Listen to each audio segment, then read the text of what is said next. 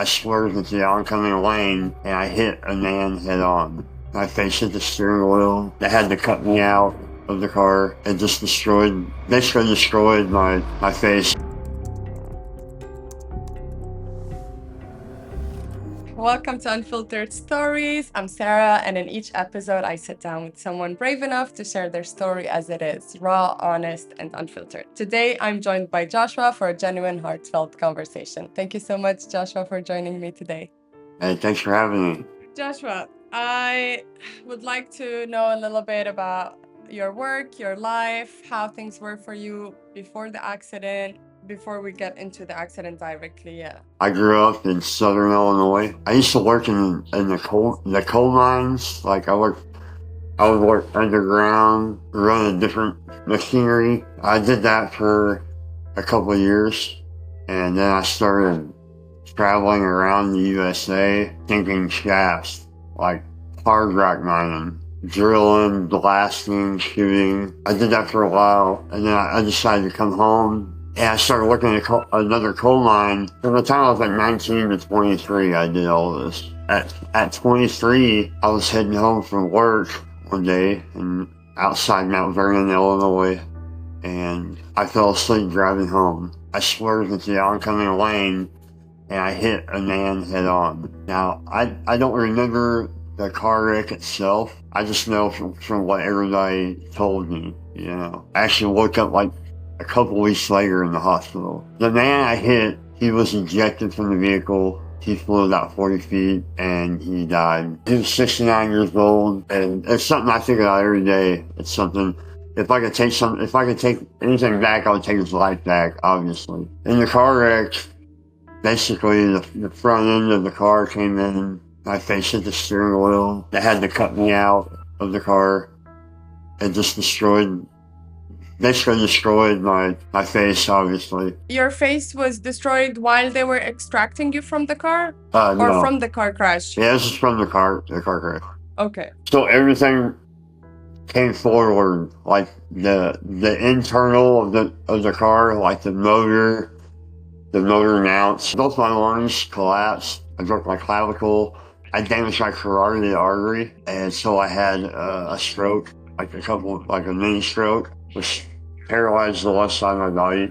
I don't remember a whole lot. I remember little bits of it being like blurry, and then everybody telling me like, "Josh, calm down, you've been in a car wreck." Because I guess I would kind of freak out because I didn't know what was going on. I had a lot of glass and swelling. That's kind of where my journey started recovering. You were asleep for medical reasons, or they were trying to prolong you from waking up so they can deal with the glass and deal with the other medical conditions, so you're not, because I understand sometimes being stressed and being under this fog of not understanding what's happening can make your body even resist the treatment. Yes, both actually. So like at first they had me on like a life support for a couple of days till they got me stable, and then I came to it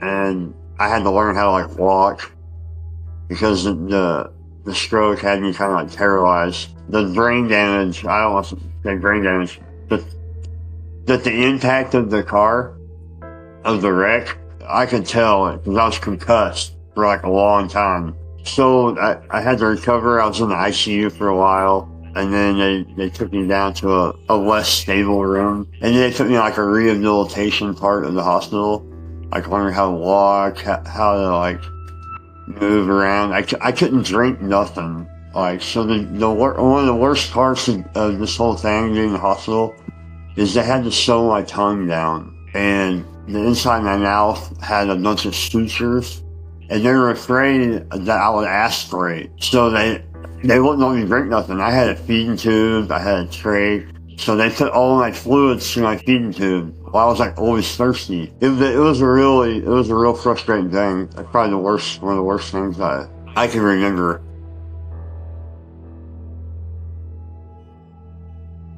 So I was in the hospital altogether probably 6 months. I had my eye removed, and then I started with one of my big reconstructive surgeries. It's supposed to be like a 5 to 10 year process. I had a few minor surgeries, and the last surgery I had was a reconstructive surgery where they took my leg bone off my leg, like a piece like that big, and they did my top jaw, and then they took a piece of meat from my leg bone and put that right here. And it was all together, it was like a 33-hour surgery. After I healed from that one, I kind of lost myself. Like I just started going downhill. I didn't want to deal with it, and I developed a substance abuse problem from like and whatnot. After the accident, I'm aware of the guilt trip that you took yourself on. Would you like to explore more, like talk more about it? Yeah, so being 23 years old, and no one told me at first that another person died in the car wreck. They gave me a phone. I ended up getting the phone later. I don't know how. Someone gave it to me, and it had all my stuff on it. And I just had an idea in my head to Google the day of the car wreck and my name.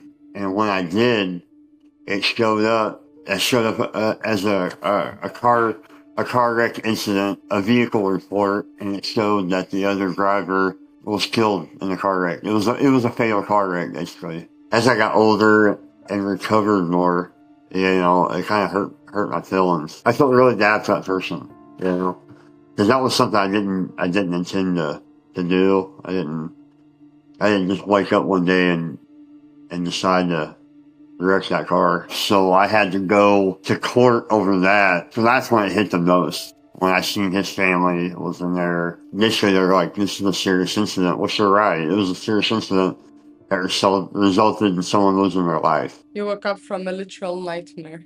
My whole world got turned upside down. Do you believe that you going into the drugs and the substance use path was more for how your life turned upside down, or just from the shock and the feeling of having taken away someone's life, even if it was intentionally, unpurposefully, and despite all the factors that we understand very well were not necessarily your fault, but how things turned out? But was your escape, you feel, more from one path rather than the other? I feel like being as young as I was and I'm not taking nothing away from that man. It was an awful incident. It should never happen. It was also, I'm not trying to take nothing away from this man. But also, it was me being young and not knowing how to take control of my life at that point in time. I looked odd. I looked like a monster. That's how I felt at the time. It was a lot to take in. It was a lot and the way I lived life now, I had people taking care of me. I wasn't able to work. My family, I was the sole provider for my family. It was a lot to deal with, and that was kind of like a way to cope with life, To where I got to the point to where I didn't think about nothing. I didn't think about the man that died. I didn't think about myself. I didn't think about my family. I didn't think about the young kids that I had 3 young daughters at the time. I didn't think about them. I was just in a selfish way. And I think that was the that did that, And I think that might have been what I was trying to do. I spent out 3.5 years in prison. And then I got out and I still doing the same stuff, And I met my wife. My wife's in recovery too. She's in recovery. I met her and we were using, and my wife got sent away. She got sent away. She went to prison, but we started off getting clean together, me and my wife. And then we got caught up using. She got sent away. And then while she was sent away, I was about to go back to prison. And I was like, I can't live like this no more. I gotta do something. And I just remember sitting at my dad's house having warmth and thinking I'm gonna go to prison and there's no one gonna be there for my life. And then that makes me realize that all of the responsibilities I got waiting on me, like my kids. I came to the realization that there's so much more to life than just getting. I just wanted to have a purpose in life. That's one big thing I wanted. I wanted to have a purpose, and I wanted I guess I wanted to share. I wanted people to know that there's more to life than that. You know, I wanted to help people too. That's the one thing.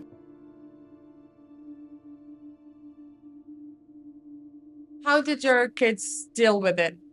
First, the accident, because you mentioned you had 3 children already before. So how did they adapt to the new father figure, and also how did they deal with you being absent for 7 years through your life choices? All right, so like I said, I had three children at the time, and the first two, they're different mothers. That I worked so much, and there was kind of some hostility with their mother and I, that I wasn't around them a lot anyway.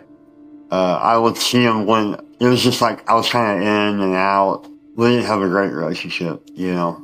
But the youngest, I was with her mother, and she was only 11 months old at the time. So I was still around her quite a bit until I left her mother about 2 years later. And then after that, I didn't see her. I didn't see her until she was 9 years old.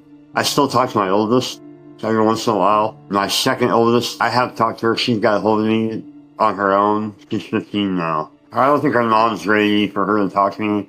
I think her mom probably wants to have something to do with that, and I understand that 100%. Because her mother's a great mother, you know, and I had no, I understand that it was my fault. I did that, you know, and I made those choices, and I can't expect to barge in on their lives. I've actually got custody of them now. They actually live with me, so I hadn't seen them. I hadn't seen them in 7 years, and I ended up getting custody of them. They live with me right now. I'm actually in their bedroom right now while they're at school. All right. So that's like a very nice way to come back. Like after being absent from their life for so long, now you just get to have her as long as you I want the got whole time and get to make up for the lost time as well as reconnecting. I do you believe that the first two with the mother, because you mentioned like, oh, she's a great mom, not so much in touch, la la. But is it better to have this like distant relationship with them? Make sure that they still have a father, that their father is absent, their father is present even though he's distant or he's not there the whole time. Or you believe that maybe it was better to completely be off and not have this connection, so that they're not impacted in a different way, or they don't have to feel like they're taking one side over the other. I haven't really spoken to their mom in a while. Like I said, the oldest I talked to, she lives with a different family, and then the other one, I just don't want to disrupt her life. I feel like it's all going to play out like it should, and I'm not going to press it more than I have to. She's going to want to know. She knows I'm her dad, obviously. She's going to want to know eventually. So I just need to make sure I'm going to be here, and I'm going to be ready, and I just need to stay right. And whenever it becomes time that she wants to be around me, you know. It's very inspirational, and actually it's very motivating. The more love you pour and the more you spread knowledge and awareness, and the more you talk about something, it just comes back to you in an equally beautiful form. Like, okay, you find you whenever you start talking about a certain topic, you find more people around you who share the same struggles, and then somehow your struggles unite you to have a more positive approach, or feeling that you're not alone and you have a support system makes you like more optimistic in general. Absolutely. Yeah, I owe it to all my whole family, like my girls, my son, my wife, and my mom. I mean, my aunt, my grandma, everybody, my sisters, everybody that's in it. I got a tight little net, you know. Is there anything else you would like to share or like to add? If somebody out there, if you think about giving up, man, think again and talk to somebody, because life's worth living. You know, you're either going to sink or you're going to swim. So it's a lot easier to learn to swim. Thank you, Jatra, for opening up and sharing your story. If this conversation resonated with you, share it with someone who needs to hear it. Thank you.